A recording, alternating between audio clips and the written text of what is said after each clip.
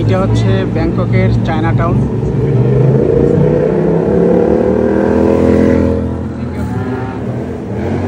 Asia থেকে শুরু করে পৃথিবীর প্রায় অনেক দেশে এরকম চায়না টাউন আছে, এখানে চাইনিজ অধ্যুষিত লোকজন বেশি থাকে, প্লাস হচ্ছে ওদের ট্রেডিশনাল জিনিসপত্র পাওয়া যায়, খাবার থেকে শুরু করে।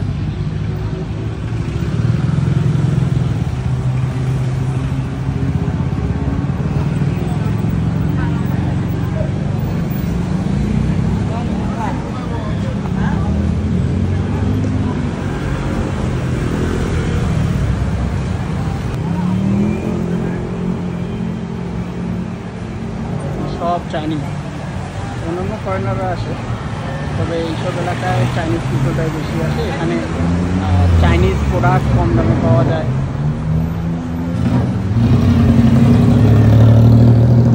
বিশেষ করে চাইনিজ কুইজিনগুলো,